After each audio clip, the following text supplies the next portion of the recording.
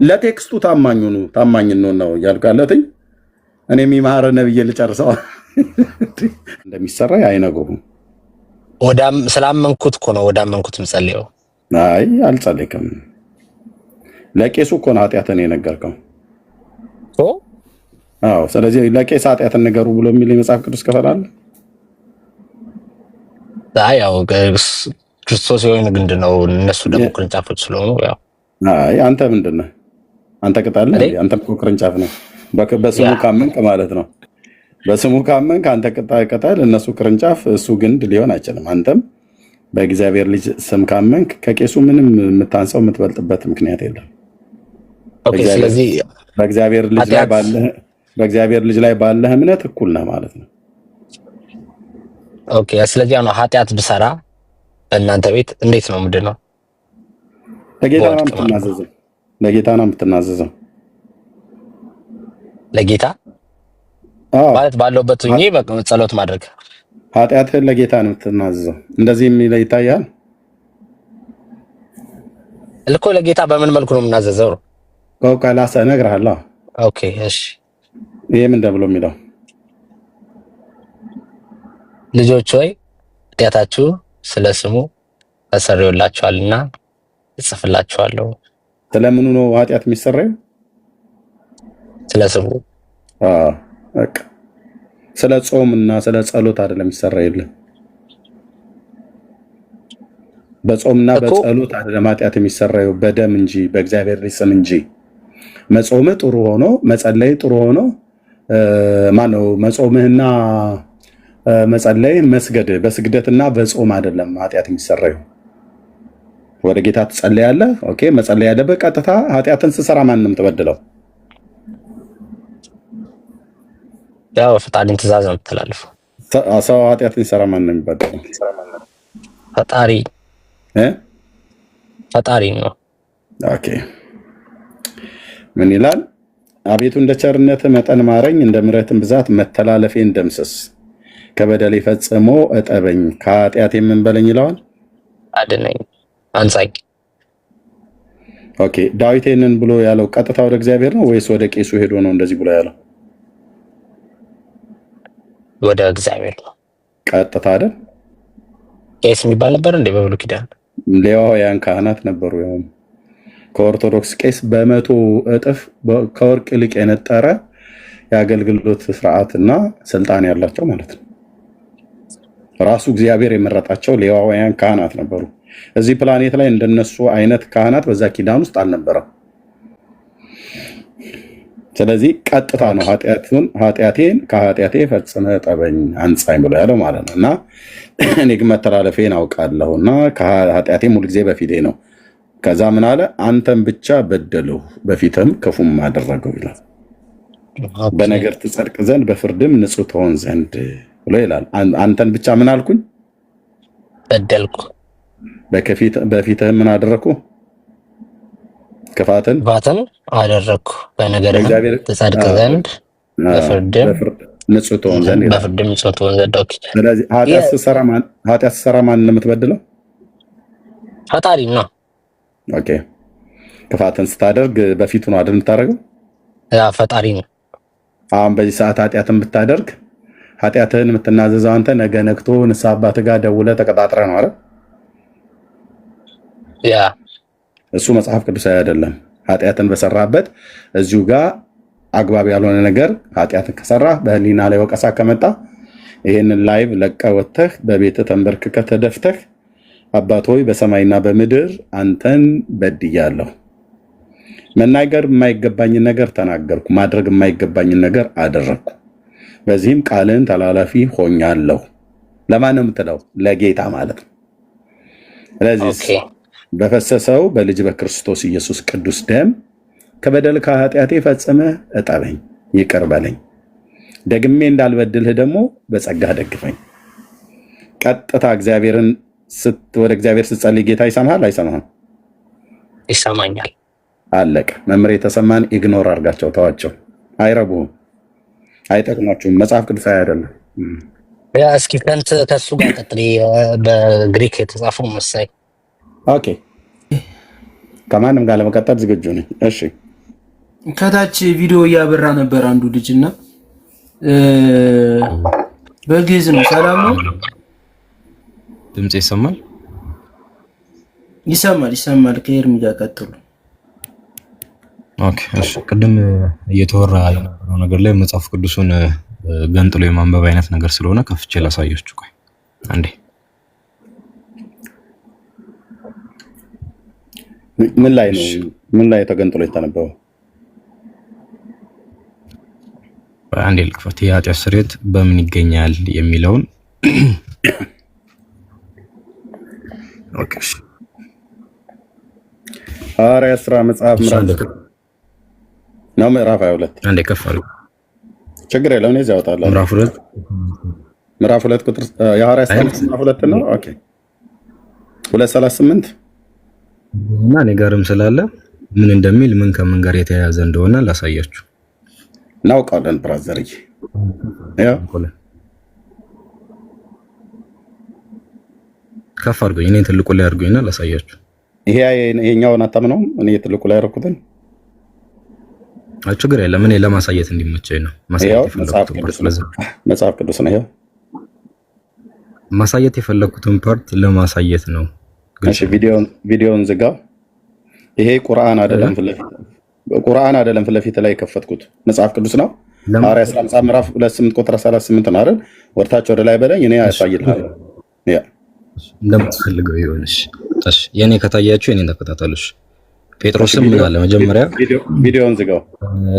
በሰሙ ጊዜ ቪዲዮውን ዝጋው። ማስረጃ አላስ እሺ ካልሆነ ታች አውርደው። ኤርሚ ሁለት ቦታ መጽሐፍ ቅዱስ አትከፍትም። ይኸው መጽሐፍ ቅዱስ የከፈትከው የሐዋርያት ሥራ መጽሐፍ ምዕራፍ 2 ቁጥር 38 ነው የተከፈተልህ። ያወጣውን ክፍል ማለት ነው። ሁለት ቦታ ላይ መጽሐፍ ቅዱስ መክፈት የለብህም። የጴንጤና የኦርቶዶክስ ብለህ የምትለው ካልሆነ በስተቀር ኦኬ። የግድ አስምረው የሰጡህ ከሆነ እንጂ የተከፈተው ሐዋርያት ሥራ መጽሐፍ ምዕራፍ 2 ቁጥር 38 ነው። ቴንክ ዩ ኦኬ። እሱ ሊያሳይ የፈለገው እኮ እስኪ ከፍ መጽሐፍ ቅዱስ አይደል? ይኸው 39 ከሆነ እኔ ከፍ አድርግለታለሁ። ለምን ሙሉን ለምን አይልም? ይሄ እግዚአብሔር ቃል አይደል? ያስኩትኝ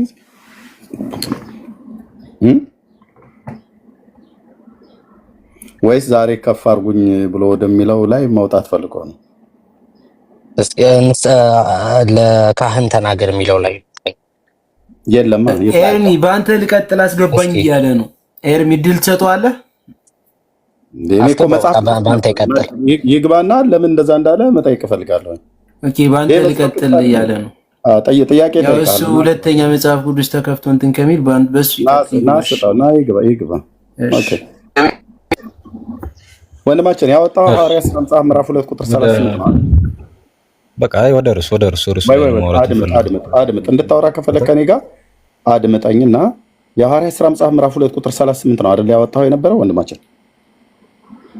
ያ ነው። ግን እኔ ማሳየት የምፈልገው ነገር ስላለ እኔን ከፍ አድርጉኝ ያልኩህ ክፋቱ ምንድን ነው? የጠየቅኩህን መልስልኝ። እኔ ክፋት አይታየኝም። ያሳየኸው የሐዋርያት ሥራ መጽሐፍ ምዕራፍ 2 ቁጥር 38 እኔ ያወጣሁትን ክፍል ነው አይደል? እኔም አጠገቤ መጽሐፍ ቅዱስ ስላለ ልክፈትና ላሳይ ነው ያልኩት አይደል? የመጨረሻ ዕድል ነው የምሰጥህ። እታች ትወርዳለህ። ኦኬ የጠየቅኩህን ልብ ብለህ ስማ። ያወጣው ሐዋርያት ሥራ መጽሐፍ ምዕራፍ 2 ቁጥር 38 ነው አይደል? እሱ ላይ እናውራ። ስለ ጥምቀት ጀምሯል። እርሱ ላይ እናውራ። ሞዴሬተር ስጠኝ ኤርሚ፣ ሞዴሬተር ስጠኝ። ላስወጣው ምን አደረክ? አዎ በታች ውረድ። እታች ውረድ። ስርዓት ከሌለ ያወጣው የሐዋርያት ሥራ መጽሐፍ ምዕራፍ 2 ቁጥር 38 ነው። መጽሐፍ ቅዱስን ያዝኩት፣ እሱ መጽሐፍ ቅዱስን የያዘው። ምንም ከፍ አድርጉኝ እኔ ላሳየው የምችለው ነገር አለ ብሎ የሚል ከሆነ ወር ላይ ከፍ አድርግልኝ ካለኝ ከፍ አድርግለታለሁ፣ ወርታይ ዝቅ አድርግልኝ ካለኝ ዝቅ አድርግለታለሁ። ምንድነው አተካራው ነው? ያው ስትያዙ ገለባ ናችሁ እንጂ ካልሆነ ምንም። ይሄ መጽሐፍ ቅዱስ አላምነውም ብለህ ካልከኝ አነሳልሃለሁ ማለት እኔ አንሳልና አንተን ትልቁ ላይ ላደርግ ነበር።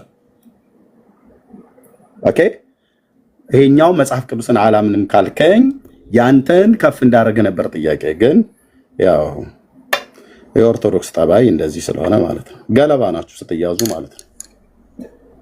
ቴንክ ዩ። ሌላ ጥያቄ ያለው ሰው ካለ መምጣት ይችላል።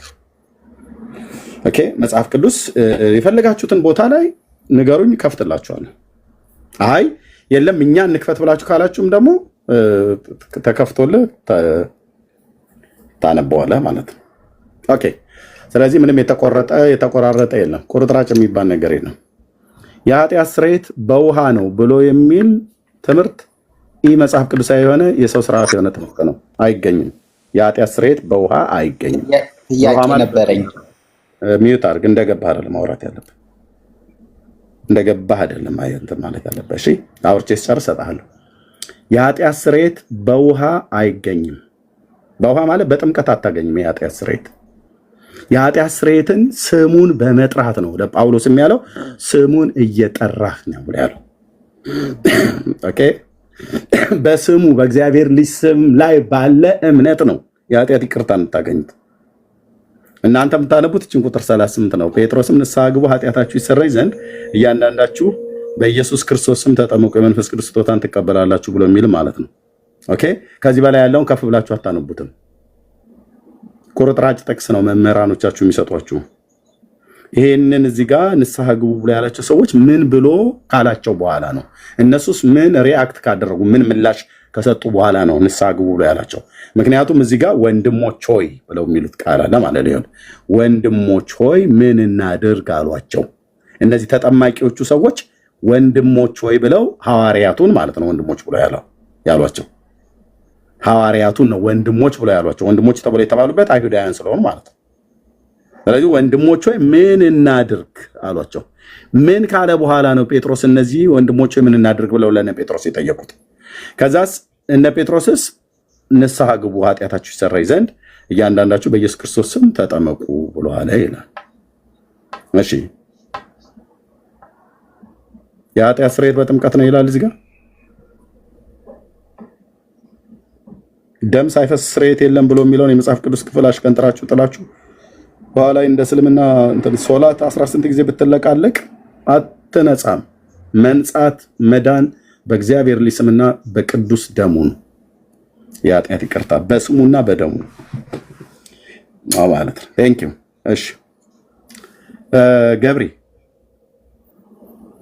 ገብረ ስላሴ እንዴት ነው? አዎ ገብረ ስላሴ። እሺ እንኳን ደህና መጣ። እንኳን ደህና ቆያችሁ። የት ቤተ እምነት ነው? ኦርቶዶክስ ተዋህዶ። ኦኬ እሺ ቀጥል። እሺ ለካህናት ኃጢአታችሁን መናገር የለባችሁም ስትል ሰምቼ ነውና ልክ ነው። የዮሐንስ ወንጌል ምዕራፍ 20 ከቁጥር 21 ጀምሮ ኢየሱስ ዳግመኛ ሰላም ለእናንተ ይሁን፣ አብ እንደላከኝ እኔ ደግሞ እልካችኋለሁ አላቸው። ይህንም ብሎ እፍ አለባቸውና መንፈስ ቅዱስን ተቀበሉ፣ ኃጢአታቸውን ይቅር ያላቸዋቸው ሁሉ ይቀርላቸዋል፣ የያዛችሁባቸውም ተይዞባቸዋል ብሎ ስልጣን ሲሰጥ እናያለን። ይሄን እንዴት ታየዋለህ? የት አለ ስልጣን ሰጣቸው ብሎ የሚል እዚህ ጋር ያለ? ኬታ መጣ ስልጣን ሰጣቸው ብሎ የሚለውን ቃል አንተ ለምን ጨመርክ? አመሰግናለሁ። ቅዱስ ቃሉ ይሄው ስልጣን ሰጣቸው ያልኩት ኦኬ ልንገርህ። ስልጣን ሰጣቸው ያልኩት እኔ ራሴ ነኝ፣ ግን ኃጢአታቸውን የያዛችሁባቸው ተይዞባቸዋል፣ ይቅር ያላችኋቸው ይቀርላቸዋል አላቸው። እንዴት ታየዋለህ ይሄንን? ለምን የእግዚአብሔር ቃል ላይ ጨመርክ አንተ? ስልጣን ሰጣቸው ብለህ ትኩረትህን ወንጌሉ ላይ አድርግ። እኔ ይቅርታ ጠየቅኩ እኮ። ስልጣን ያልኩትን ይቅርታ ጠየቅ። ስልጣን አይደለም ይሄ ኤርሚ? ስልጣን አይደለም? ይቅርታ ጠይቀሃል። ኦኬ እሺ፣ ስልጣን ነው። እንደኔ ስልጣን ብዬ ስለተረዳሁት ነው። አይደለም ካልክም አንተ ታስረዳኝ ትችላለህ። ለምን ይቅርታ ጠይቅ ታዲያ? ስልጣን ከሆነ ለምን ይቅርታ ጠይቅ? እኔ በተረዳሁት ስለሄድኩ ነው። መጽሐፉ ላይ ጨመርክ፣ ሳነብ ጨምሬዋለሁ። የትኛውን ቃል የቱ ጋ ነው ስልጣን ሰጣቸው ብሎ የሚል ያለ? አዳምጠኝ። እኔ ሳነብ በራሴ የጨመርኩት ስለሆነ ስልጣን እኮ ማን ጨምራ ያለህ? ማን ጨምራ አለ ብዬ ስል ይቅርታ አልከኝ። ከዛ ደግሞ ይቅርታውን ደግሞ አፈረስክ ማለት ነው። አይ አላፈረስኩትም። ስልጣን ነው ብዬ ስላመንኩበት ነው ያልኩት። ለጽሁፉ ታማኝ እንሁን። አይገባኝ። መጽሐፉን ብቻ እንዴት ታየዋለህ? እሺ አድምጠኝ። እኔ እንደማየውማ ይኸው እንደዚህ የአምላኬ ቃል ነው። እንዴት ታየዋለህ? አግድመታ ያዋለው የጎሪጣ ያዋለው ብዬ እንድልህ ነው። መጽሐፉ ቃሉ ላይ ትኩረት አድርገህ መልስልኝ።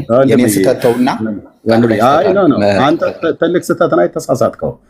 ትልቅ ስህተት የተሳሳትከው የአምላክ ቃል የማይለውን ጨምረህ ትላለህ። እኔ ነኝ የጨመርኩት ብለህ ትላለህ። አንተ ማን ነው ጨማሪ ያደረገ? አንዱ እኮ ትልቁ ኦርቶዶክስ እየወደቀች ያለችው የእግዚአብሔር ቃል ላይ የማይለውን ነገር ትጨምራላችሁ፣ የሚለውን ነገር ትቀንሳላችሁ። አመሰግናለሁ። እባክህ ወደ ቃሉ ተመለስ እና ጥያቄ መልስ። እኔ ከቁርአን ላይ አይደለሁም ያለሁትም ብራዘርዬ፣ ቁርአን ላይ አይደለም ያለሁት። ወደ ቃሉ ተመለስ ብለህ ብትለው ቁርአን እየቀራሁ አይደለም። ኦኬ አንተ ጨምረሃል። የእግዚአብሔር ቃል ላይ ይቅርታ በል። በመጀመሪያ ተሳስቻለሁ በል። እዚህ ክፍል ላይ ስልጣን የሚል የለም። ስልጣን ብዬ ያሰብኩት እኔ የራሴን ሀሳብ ነው የጨመርኩት። የራስን ሀሳብ ማን ጨማሪ ያደረገው? የእግዚአብሔር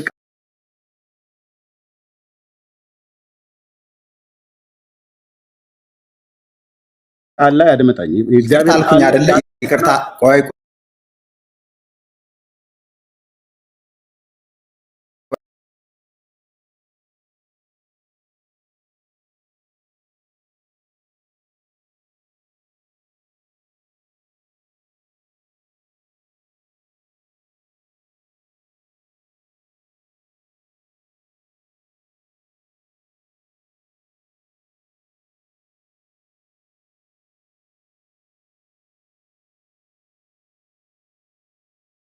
ላልከኝና እንደገና ደግሞ ሲይዝህ አይ ስልጣን ሰጣቸው የሌለ እንዴ ይቅርታማ አልጠይቅም ብለህ እዚሁ ጋር ሁለት ቃል ሆነ ማለት ነው። በየትኛው እንሄዳውን? አረ ይቅርታ አልጠይቅም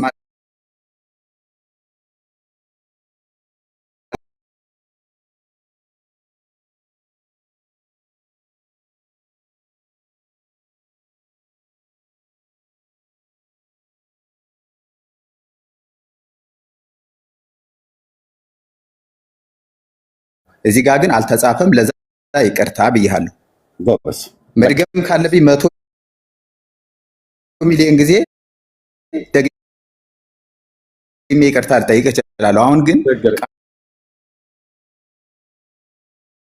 ቃሉን እዚህ ጋር እንደዚህ አይነት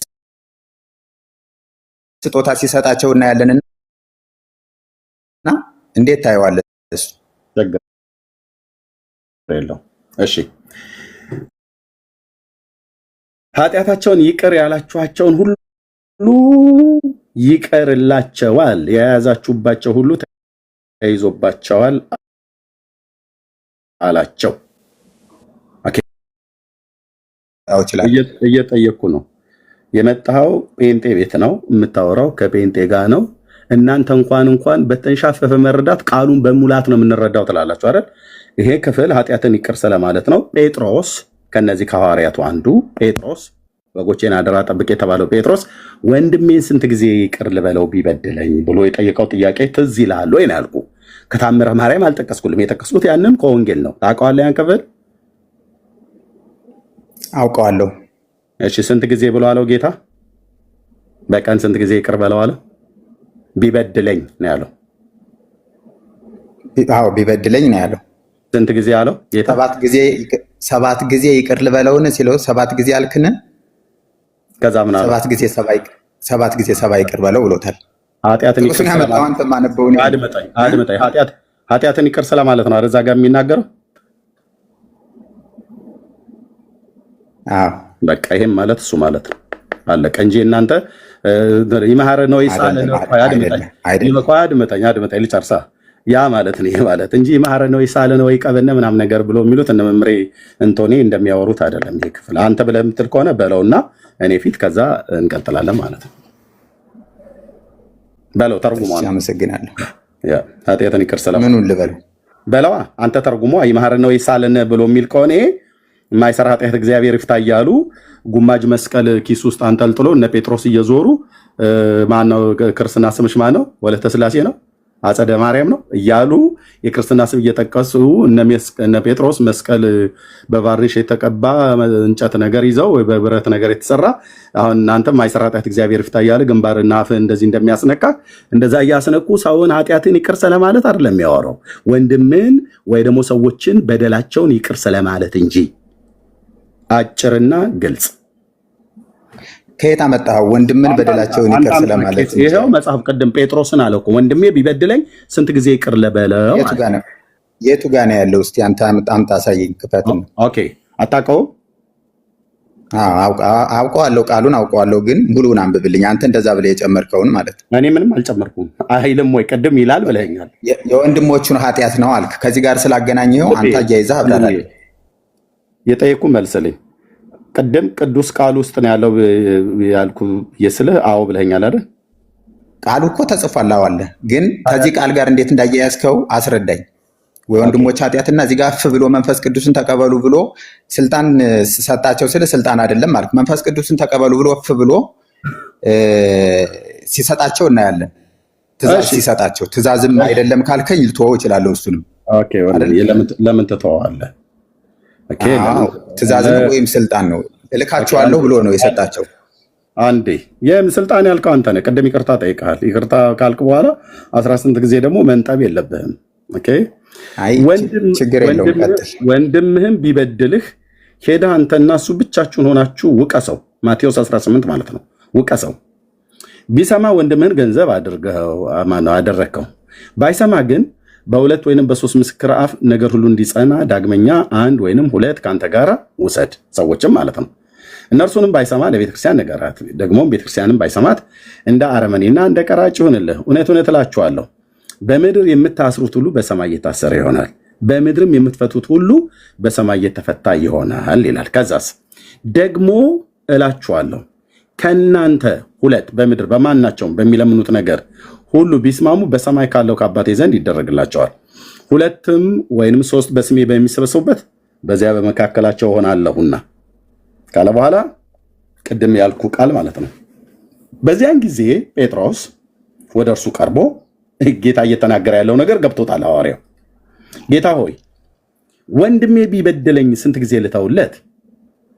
ይሄ ነበር ጥያቄው የሐዋርያው። የጌታው ንግግር ገብቶታል። የጌታችን ንግግር ገብቶታል። ጴጥሮስ ምን እያወራ እንዳለ ማለት ነው። ስንት ጊዜ ልተውለት? እስከ 7 ጊዜን አለው። ኢየሱስም እንዲህ አለው እስከ 7 ጊዜ 7 እንጂ እስከ 7 ጊዜ አልልህም። ኦኬ ምን ነበረ የጠየቀው? ወንድሜ ቢበድለኝ ስንት ጊዜ ልተውለት ማለት ስንት ጊዜ ይቅር ልበለው? ኦኬ ለምሳሌ ይሄንኑ ክፍል በተመሳሳይ ወንጌላት ሉቃስ 17:1 ላይ እንደዚህ ይላል፣ ለደቀ መዛሙርቱ እንዲህ አለ፣ መሰናክል ሳይመጣ ግድ አይቀርም፣ ነገር ግን መሰናክሉ ለሚያመጣ ለዛ ሰው ይውለት። ከነዚህ ከታናናሾቹ አንዱ መሰናክል ከሚያሰናክል ይልቅ የወፍጮ አለት በአንገቱ ታስሮ ወደ ባህር ጣል ይጠቅመው ነበር ካለ በኋላ ለራሳችሁ ተጠንቀቁ፣ ወንድም ቢበድል ገስጸው፣ ቢጸጸት ይቅር በለው። ይሄንን ነው የሚያወራው፣ ስለ ይቅርታ ማድረግ ነው። የሰዎችን በደልና ኃጢአት በድለው ከሆነ ይቅር በለው እንጂ እናንተ ቄሶች እንደሚያደርጉት እንዳልኩ ጉማጅ መስቀል ይዘው ኪሳቸው እየያዙ እነ ማቴዎስና እነ ማርቆስ ይፍታህ ይድግ ያንጽ ወይቀድስ እግዚእነ አምላክነ መድኃኒነ ኢየሱስ ክርስቶስ ስራ ኃጢአት ወደ ምሳሴ ያበሳ ዘወሀቦሙ ስልጣነ ለሐዋርያት እያለ የሸመደደውን ደብተራ የደረሰውን ድርሰት እያወሩ በየቦታው ይማረን ነው ይሳለን ሲሉ አልነበረም። ከየት ነው ያመጣችሁት? የለም መጽሐፍ ቅዱስ ላይ። የእናንተ ክህነታችሁም መጽሐፍ ቅዱሳዊ ስላይደለ ማለት ነው። የኦርቶዶክስ ክህነት፣ የኦርቶዶክስ ጵጵስና፣ የኦርቶዶክስ ድቁና፣ የኦርቶዶክስ መርጌትነት በሙሉ መጽሐፍ ቅዱሳዊ ስላይደለ መጽሐፍ ቅዱሳዊ ምንጭ የለውም። አለ ብሎ የሚል ሰው ካለ ይምጣ፣ በሰፊው እናወራ። እኔ እኮ አሁን አልመለስክልኝም። አንተ እያነበብክልኝ ያለ ሌላ ትእዛዝ፣ ሌላ ቦታ ላይ የተጻፈ ሌላ ወንጌል ነው። እኔ እየጠየቅኩ ያለ የዮሐንስ ወንጌል ላይ ኃጢአታቸውን ይቅር ያላቸዋቸው ይቀርላቸዋል፣ የያዛችሁባቸው ተይዞባቸዋል ብሎ ለተወሰኑ ክፍል ኃጢአት ስለመያዝና ስለመልቀቅ የሚናገረውን ክፍል ነው እየጠየቅኩ ያለ እንጂ እየጠየቅኩ ያለ እሱን እንጂ ራስህን ስለበደለህና ይቅርታ ስለማድረግ ያለውን ሌላ ክፍል እንድታነብልኝ አልፈልግም። እኔ እየጠየቅኩ ያለ ዮሐንስ ላይ ያለውን ኃጢአት ስለመያዝና ስለመተው። ኃጢአታቸውን ይቅር ያላችኋቸው ሁሉ ይቀርላቸዋል ይላል አይደል? ኦኬ አዎ ይላል። ያ አሁን አንተ ለክህነት ነው ብሎ የሚል ስልጣን ሰጣቸው ብለህ ቅድም እንደተናገርከው አንደኛ አይልም ቃሉ ቅድም ይቅርታ ጠይቃል። አንተ ግን ከእናንተ ክህነት ጋር አገናኝተህ እስቲ ተርጉመው ነው ይፊት እንስማህ። 530 ሰው እየሰማ ነው። በጣም ጥሩ። ዮሐንስ 17 ላይ ለአብ ያለውን ለወልድ ወልድ ያለውን ለደቀ መዛሙርቱ እንደሰጠ እኮ ይታያል። ማንበብ ይቻላል። ያም ስልጣን አይደለም ካልከኝ ምንድነው? ዮሐንስ እኔ 20 ላይ ነው ያለሁት። 17 ላይ ልሂድልህ? 17 ላይ ሂድ። አሁን እኔ እዚህ ቃል ላይ አልተጻፈም ስላልከኝ ነው እንጂ እንዳንተ ሌላ ማንበቡ ቀላል ነው። የፈለከ የመጽሐፍ ቅዱስ ክፍል ላይ ሂድና ተናገር ትችላለህ። እሺ ዮሐንስ 17 ቁጥር ስንት ላውጣለህ? እሺ ዮሐንስ 17 እሺ ዮሐንስ 17 ከቁጥር 20 ላይ ሂድ። ከዛ ጀምሬ ላንብብልህ። ሁሉም አንድ ይሆኑ ዘንድ ከቃላቸው ምንድን ነበር? እዚህ ጋር ቁጥር 20 አውጥቻለሁ። ምን ነበር ታሳይ መጣው? ላንብብልህ። እኔ ላንብብ። እኔ አይደለ ጥቅሱን ያመጣሁት? ኦኬ ላንብብልህ፣ ታገሰኝ። ሁሉም አንድ ይሆኑ ዘንድ ከቃላቸው የተነሳ በእኔ ስለሚያምኑ ደግሞ እንጂ ስለ እነዚህ ብቻ አልለምንም። አንተ እንደላከኝ ዓለም ያምን ዘንድ አንተ አባት ሆይ። ስለ መልእክት ቅድም ስላወራ ስለ መልእክት ነው ያመጣሁት። በእኔ እንዳለህ እኔም በአንተ እነርሱም በእኛ አንድ የሆኑ ዘንድ እለምናለሁ። እኛም አንድ እንደሆንን አንድ የሆኑ ዘንድ እኔም በእነርሱ አንተም በእኔ ስትሆን በአንድ ፍጹማን እንዲሆኑ የሰጠኸኝን ክብር እኔ ሰጥቻቸዋለሁ። እንዲሁም አንተ እንደላከኝ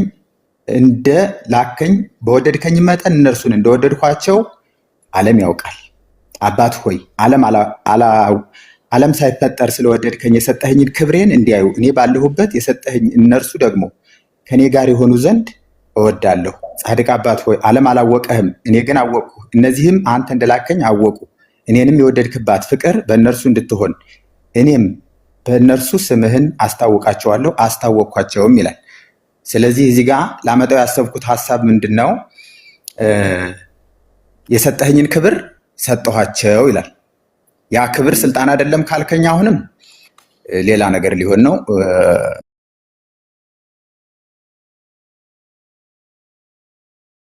ከእግዚአብሔርም ቃል ላይ ደግሞ የፈለጋችሁትን ትቀንሳላችሁ። ለቴክስቱ ታማኙን ነው ያልኩ። ከዛስ አሁን ያነበብከውን ክፍል የሰጠኸኝን ክብር ስልጣን እንደሰጠኸኝ ብሎ የሚለውን የቱ ጋር ነው? ቁጥር ስንት ላይ ነው የምታነበው ብዬ ለህዝቡ ለማሳየት ነበር።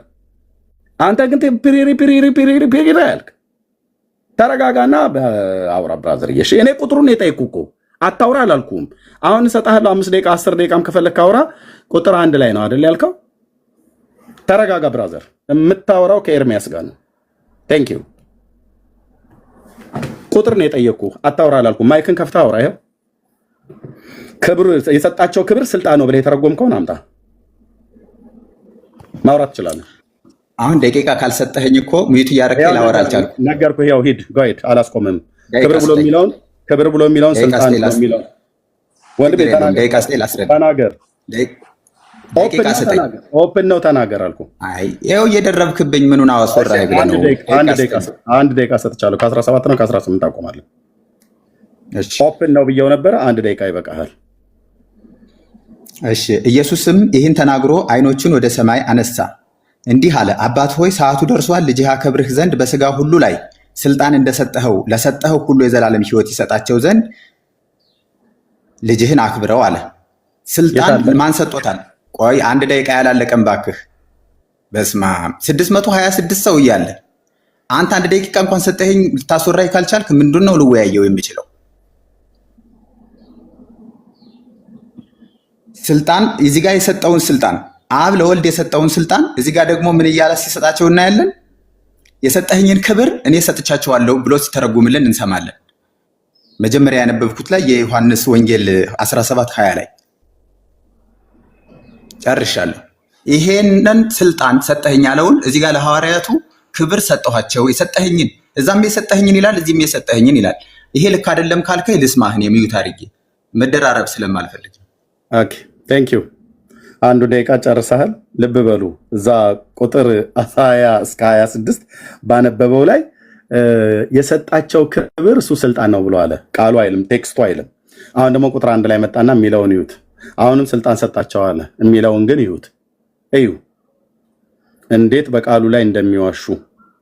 ይኸው ኢየሱስም ይህንን ተናግሮ ወደ ሰማይ አይኖቹን አነሳና እንዲህ አለ፣ አባት ሆይ ሰዓቱ ደርሷል። ልጅህ ያከብርህ ዘንድ በስጋ ሁሉ ላይ ስልጣን እንደሰጣቸው አይደለም ብሎ የሚለው እሱ እንደዛ ነው የሚያነበው። እንደሰጠኸው ነው። ለማን የሰጠው ስልጣኑን? ለልጁ። ማን ነው ሰጪው? አባት የተባለው ማን ነው? እግዚአብሔር አብ። ለማን የሰጠው? ለልጁ ለኢየሱስ ክርስቶስ። ስልጣን በሰማይና በምድር ተሰጠኝ ብሎ እንዳለ ማለት ነው። በማቴዎስ 28:18 ጀምሮ ባለው ላይ ማለት ነው። እና ስልጣን በስጋ ሁሉ ላይ ስልጣን እንደሰጠኸው ካለ በኋላ ለእነሱስ ምን እንደሰጣቸው? ለሰጠኸውም ሁሉ የዘላለምን ሕይወት ይሰጣቸው ዘንድ ልጅህን አክብረው ይላል እንጂ እንደ ነመምር የተሰማ ይማረነ ወይ ሳለነ ወይ ቀበነ እያሉ ህዝብ ላይ እንዲቀልዱ ስልጣን ሰጣቸው። ጉማጅ መስቀል እያያዙ ውሃ ሰው ላይ እንዲረጩ አልሰጣቸውም። አንተ ዳርያ ስልክ እኛ ጋር ነው ልታታልል የምትፈልገው? ቴክስትን እንኳን በስርዓት አታነብም። ስልጣን የሰጠው አባት ስልጣን የሰጠው ለማን ነው? ለልጁ ነው። እዚህ ክፍል ላይ የሚናገረው ሐዋርያቱ ስልጣን አላቸው የላቸውም? እሱ ሌላ ነው። የምን አይነት ስልጣን? የሐዋርያዊ ስልጣን፣ የልጅነት ስልጣን። ለልጁ ነው ሰጠ ያልኩኝ። ምን ቀደም ቁጥር 20 እና 26 ድረስ ያነበብከው ከዮሐንስ ወንጌል መጽሐፍ ምን እያወራችሁ እንዳለ እንኳን አታውቅም። ከዮሐንስ ወንጌል መጽሐፍ ምዕራፍ 20 ቁጥር 20 ላይ ተንተርሰ ኃጢአታቸውን ይቅር ያላችኋቸው ይቅር ይላቸዋል፣ የያዛችሁባቸው ይያዝባቸዋል ብሎ የሚለውን ኃይለ ቃል ለማጠናከር የዮሐንስ ወንጌል መጽሐፍ ምዕራፍ 17 ቁጥር 20 እስከ 26 ላንብበው። አውጣልኛል። አነበብከው። እዛ ክፍል ላይ ክብር ብሎ የሚለውን ስልጣን ብለህ ተረጎምክ። ቴክስቱ አይልም። አምጣ ብዬ ስልክ የለህም፣ በየቦታው ተዋሻለህ። ከዛስ ቁጥር 1 ላይ ከፍ በልኝ አልክ። ከፍ አልኩኝ። አባቶ ብሎ ያለው አባትና ልጅ ናቸው እዚህ ጋር እየተነጋገሩ ያሉት። ለሰጠኸውም ብሎ የሚለው ምንድነው? ለሰጠኸውም ሁሉ የዘላለምን ሕይወት ይሰጣቸው ዘንድ ነው ብሎ የሚለው። ልጅን አክብረው ነው ያለው እንጂ ስልጣን ይሰጣቸው ዘንድ የቅስና ስልጣን ይሰጣቸው ዘንድ ይላል። ውሃ መርጨት፣ መስቀል ማሳለም ብሎ የሚለውን በእናንተ ቤት ያለ የሰው ስርዓት የሆነ ትምህርትን እሱን እንዲያደርጉ ስልጣን ሰጣቸው ይላል አይልም። this is orthodox አይልም። ለቴክስቱ ታማኙን በልህ ገብታችሁ አታወሩ። አሁንም ሁለተኛ እኔ በልህ አላወራም። አንተ እኮ 1 ደቂቃ ሰጠኸኝ። ራሱ 1 ደቂቃ ልታስወራኝ እኮ ያልቻልክ ሰው ነኝ። ሰጠቼህ በቃ ይበላ ነው የሰጠሁት። እኔ ከፈልክ 10 ደቂቃ ሰጣለሁ። 10 ደቂቃ አትስጠኝ። 10 ደቂቃ መጀመሪያ እኮ እናንተ ያልተግባባ ነው። አንተ ሰጣቸው አልክ፣ ዋሽ። ስልጣን ሰጣቸው ብሎ አነበበው ብለህ ሚዩት አድርግ ብራዘር፣ ሚዩት አድርግ። ተደማምጠን እናውራ። ካወራ እውቀት የለህም፣ ባዶ ስለሆንክ በቃ ዝም ብለህ ገለባነትህ እንደዚህ ካሳየህ ይበቃል ማለት ነው። ጴንጤ ፊት የመቆም አቅም እንኳን ራሱ የላችሁም። 3 ቦታ እኮ ነው የነጠብከው። የዮሐንስ ወንጌል መጽሐፍ ምዕራፍ 20 ቁጥር 20 ዋሸህ የማይለውን አልክ። የት አለ ቃሉ ብሎ የሚለው ብዬ ስልህ ይቅርታ ጠይቅ። ዮሐንስ ወንጌል መጽሐፍ ምዕራፍ 17 ከቁጥር 20 እስከ 26 አነበብክ። ቃሉ የማይለውን አልክ። እሱን ለማጽደቅ ብለህ ቁጥር 1 ላይ ከፍ በልኝ አልክ። አንድም ላይ ከፍ ሲል የለም። ስለዚህ ኦርቶዶክስነት ማለት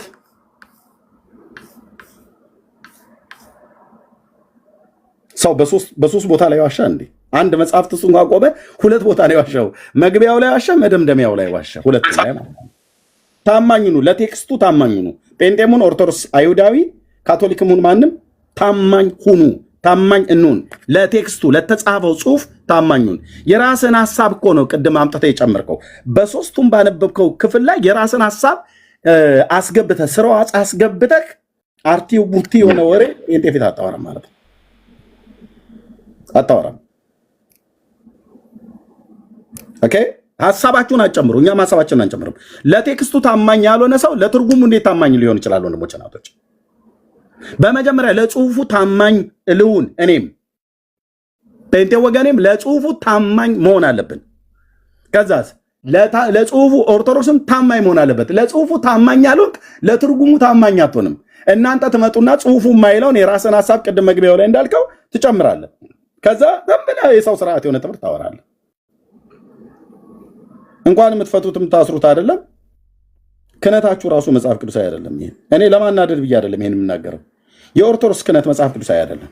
ክህነታቸው ራሱ ማለት ነው። እስቲ ይግቡና ያውሩ። ድቁናቸው መጽሐፍ ቅዱሳዊ አይደለም። መርጌትነት ምናምን ነገር ብሎ የትኛው ሐዋርያ ነበር ስቡ ወውዱስ ብሎ ሲል ጽናጽን ሲጸነጽን የሚያድረው? የጎንደሬ የታች ቤት የላይ ቤት የደብረ አባይ የተክሌ አቋቋም እያለ መቋሚያ ሲወዘውዝ የት ማቴዎስ ማርቆስ ነው አላችሁኝ?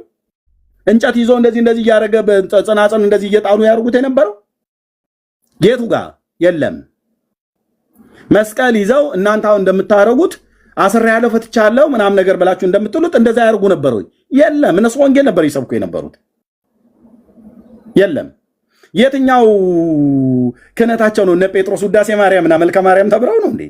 ሰላም ሰላም ለዝክረ ስምኪ ሐዋዝ እምነ ከልበኒ ወቁስ እምነ ሰልበት ሙዝ ማርያም ድንግል ለዋሲተ አብይ ትእዛዝ እያሉ ነበር ክህነት ይቀበሉ የነበሩት። የለም አለ ብሎ ሲል የሚል ሰው ካለ ይምጣ። እንኳን የማሰር የመፍታት ስልጣን ልትቀበሉ ቀርቶ አይደለም ክህነታችሁ ራሱ ከሐዋርያቱ ያልተቀዳ ነው። ቤቴን ከፍቼ አንድ ሰው ይመጣ የለም ሐዋርያው ቅብብሎሽ አለ ምናምን ነገር ብሎ ያለው እነ ጴጥሮስ ነበሩ። አሁን እንደነ መምሬ እንትና ውዳሴ ማርያምና መልከ ማርያም መልካ ኢየሱስ ተምረው ድርሳነ ሚካኤል ሶሪ መልካ ሚካኤልና መልካ መድኃኔዓለምን ተምረው ግጥም ተገጥሞ በግዕዝ ግጥም ተገጥሞ ዜማ ተደርሶለት እንደዛ ነበር ብሎ የሚሉት የቱ ጋር ነበረ?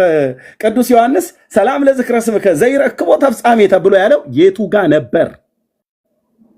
እንደ ማቱሳላ 969 ዓመት እድሜ ቢሰጣችሁ አንድ ኦርቶዶክሳዊ እፊታችን ቀርቦ ይሄንን በማስረጃነት ሊያሳየን የሚችል የለም ብዬ ስል እንደ ፈለገ አትናቴዎስ በባዶ ለመፎከር አይደለም።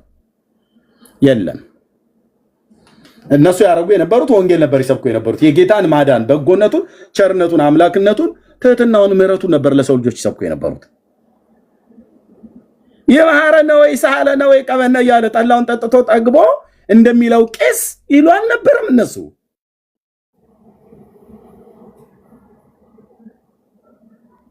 ለቴክስቱ ታማኝ ነው ያልኩ ያለትኝ እኔም ይማረ ነብዬ ልጨርሰው